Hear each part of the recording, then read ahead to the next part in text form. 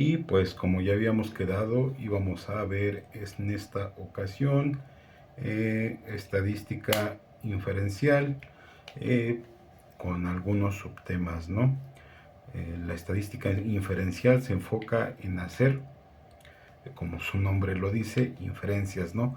Generalmente a partir de una muestra para sacar conclusiones, es decir, se aplica lo que ya vimos ayer para la obtención de una muestra y de ahí pues sacar conclusiones, y lo que no se puede hacer así, pues se puede inferir, ¿no? Aquí, bueno, existen algunos conceptos o puntos que se deben de considerar, entre los cuales se encuentran, por ejemplo, pues la probabilidad. Y la probabilidad es la medida de la certeza de que ocurra cada evento. Y para esto existen algunas fórmulas que se pueden utilizar, y esto depende de entre más variables le metas, pues más grande va a ser tu probabilidad, más grande es tu probabilidad, ¿no? Es decir, y una aplicación de esto, ustedes pensarían que, por ejemplo, cuando tiras un volado, la probabilidad es 50-50, ¿no? Y no, no es cierto. No, regularmente no es así, y existe una fórmula para poder probar eso, ¿no? La probabilidad se basa en el estudio de los eventos aleatorios y cuantifica las posibilidades de que ocurran distintos resultados. ¿Con base en qué? Pues con base a lo que rodea a cada uno de los eventos. Por eso en ocasiones les llegué a hablar de lo que son las apuestas deportivas, porque tienes que considerar una serie de factores para que ocurran algunos eventos, ¿no? Dentro de la teoría de la probabilidad es fundamental en estadística para entender el comportamiento de los datos y tomar decisiones basadas en el riesgo y la incertidumbre, ¿no? Es decir, también para el análisis del riesgo existen fórmulas, y también para la incertidumbre. Por eso es que la probabilidad pues es bastante interesante, ¿no? En cuanto a una estimación, que es otro concepto bastante interesante para hacer una inferencia, se puede considerar que la estimación se refiere al proceso de calcular valores desconocidos, es decir, valores estimados. Este tipo de procesos tiene aplicaciones en muchos ámbitos, no solo de la administración, sino también de la contabilidad, ¿no? Incluso en algunas empresas llegan a hacer estimaciones mensuales, trimestrales o cuatrimestrales, anuales, etcétera, ¿no? Dependiendo de los proyectos para los que vayan destinados los recursos. Se utilizan métodos estadísticos para estimar parámetros poblacionales, como la medida, la proporcionalidad, proporción o varianza, a partir de datos muestrales, es decir, se considera solamente una parte de cierta población, que ya lo vimos ayer, que es la muestra, ¿no?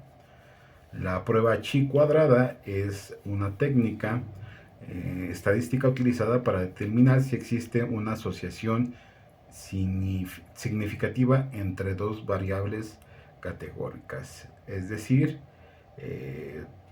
chi es cuando existen dos variables que son significativamente importantes, ¿no? Compara frecuencias observadas en un conjunto de datos con las frecuencias esperadas si las variables fueran independientes, es decir, está haciendo un comparativo, ya lo veremos más a detalle en este sentido para que quede un poquito más claro, ¿no? Pero el chi se utiliza para hacer comparaciones, ¿no? Es decir, por un lado tienes lo que tienes acá, y por el otro lado está lo que está de este lado, ¿no? Entonces, pues se utiliza para hacer como una especie de confronta, ¿no?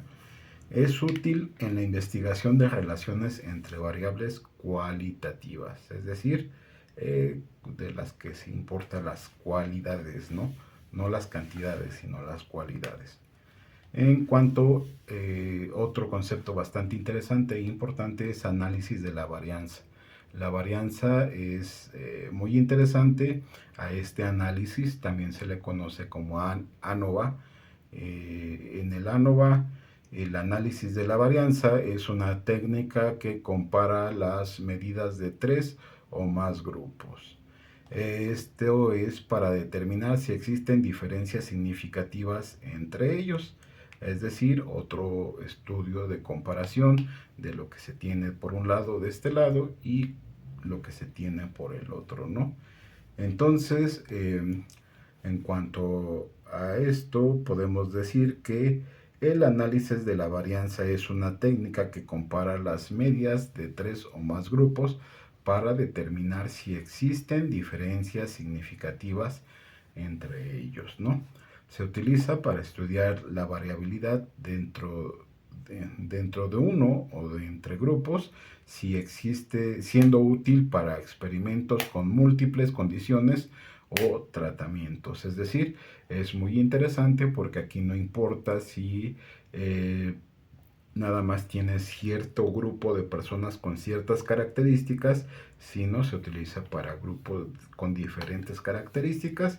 Es una fórmula de aplicación bastante interesante. Lo que no sé hasta el momento es si vaya a encontrar una manera resumida de poderla explicar para poderla subir a un video. Yo espero que sí. Nada más va a ser hay cuestión de echarle un poquito de coco, ¿no? En cuanto a qué más. Y por último, el último concepto que vamos a considerar, que acuérdense que no vamos a desarrollar porque ya un poquito más desarrollado va a ser la siguiente semana, ¿no? Se va a hacer la regresión y correlación. En cuanto a la regresión, se utiliza para estudiar la relación entre una variable dependiente y una o más variables independientes, ¿no? Puede ser lineal o no lineal y se usa para predecir el valor de la variable dependiente basándose en los valores de las variables independientes, ¿no? La correlación, por otro lado, describe la fuerza y dirección de las relaciones entre dos variables, indicando si varían o se juntan. Por eso se llama este concepto de regresión y correlación. Es decir, si están relacionadas o si no están relacionadas, ¿no? Y para ir cerrando la idea, podemos decir que estos métodos de estadística inferencial permiten hacer generalizaciones, es decir, lo que bien, si bien no te lo dan los datos como la toma de tu muestra, como el análisis, pues lo puedes inferir dependiendo de la información recabada, ¿no? ¿Y esto qué te deja hacer? ¿Qué te permite hacer? Ah, bueno, todo esto te sirve para hacer predicciones y conclusiones, ¿no? No estamos hablando de predicciones como el horóscopo y por ahí entra un aspecto bastante interesante porque muchas cosas que yo hago, sobre todo cuando me pongo a jugar o a hacer apuestas deportivas, son precisamente eso, predicciones con base en todo lo que les acabo de comentar. Esa materia, y es que para mí estos temas no son nuevos. La primera vez que lo vi por ahí del 2000, entre 2007 y 2008, en la preparatoria 3 de la UNAM. Fue la primera vez que tuve contacto justamente con estos temas. Y después del 2007 y 2008 lo volví a ver en la universidad, precisamente porque existía una materia como tal, la primera estadística que vimos ayer y esta la inferencial, ¿no? Son temas bastante amplios porque pues, para verlos nos llevamos alrededor de 6 meses y al final, en efecto, te sirve para hacer predicciones y conclusiones, es decir, analizar comportamientos porque es muy normal y natural que ciertas cosas se comporten de cierta manera y no hay de otra, ¿no? Incluso, pues el simple hecho de echarte un volado, ¿no? Cuyo, bueno, cuya fórmula, pues, luego se las platicaré ya nada más como dato curioso, porque no es el 50%. ¿Y qué más?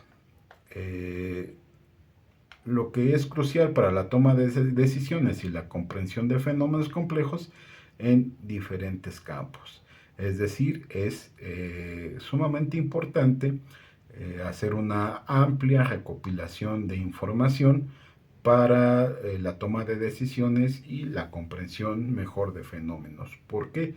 Porque en muchas ocasiones, y eso me tocó a mí cuando estaba haciendo mi investigación, toparme con falsos positivos y datos sesgados, ¿no? Es decir, está entre falso y verdadero, o está un poco sesgado de la realidad, aunque parece totalmente cierto, ¿no? Y es parte de lo que me ha estado pasando ahora con esta cosa que estamos haciendo, porque en un primer análisis, si no sé si lo recordarán por ahí, pues a ojo de buen cubero, pues dice una cosa, y si te metes más a profundidad, muy a profundidad, pues encuentras asuntos medio macabros, ¿no? Es decir, ya muy en lo profundo, muy en el fondo, pues hay un asunto de, pues como de la niña sacada del pozo, ¿no? Eso suele suceder y pues bien dicen por ahí que el que busca encuentra, ¿no? Así que, pues nada, todo esto son herramientas únicamente para tomar decisiones y siempre considerando que mucha información podría estar o sesgada o preparada, ¿no? Que es mucha información con la que me topé. Y para muestra un botón, ¿no? Lo de Korn, pues tú lo asociarías con algo, no sé, maligno, ¿no? Cuando en realidad no has escuchado la letra de las canciones.